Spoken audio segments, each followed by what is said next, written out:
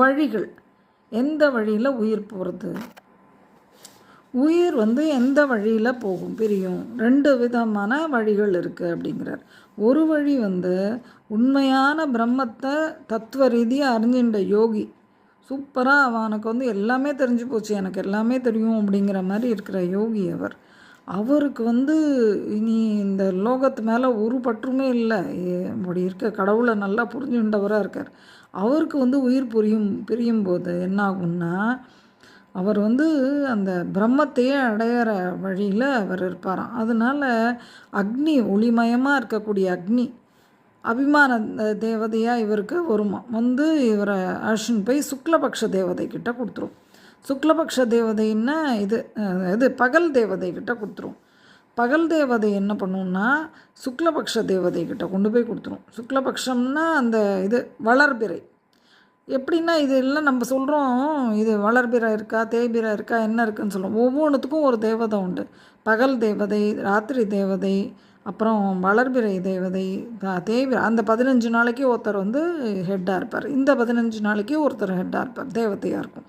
தேவதைகள்ங்கிறது வேறு ஒன்றும் இல்லை, இவங்க தான். ஒவ்வொருத்தரும் ஒன்றுத்துக்கு ஒரு ஹெட்டாக இருப்பார்.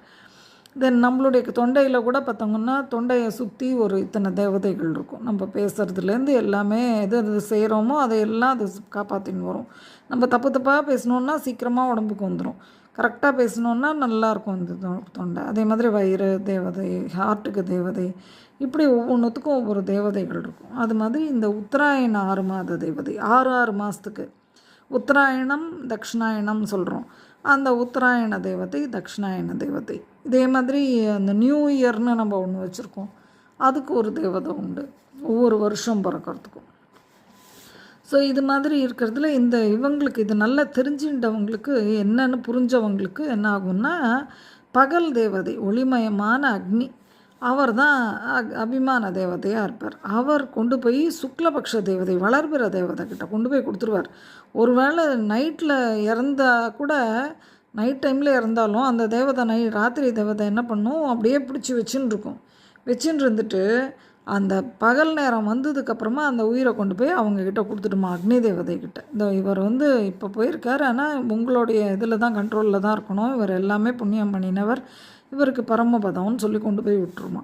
அப்புறம் அவர் அதே மாதிரி தேய்பிறையில் போனாலும் வச்சுருந்து வளர்பிற தேவதை வந்ததுக்கப்புறமா, அந்த சுக்லபக்ஷ தேவதை வந்ததுக்கப்புறமா அவர்கிட்ட கொடுப்பாராம்.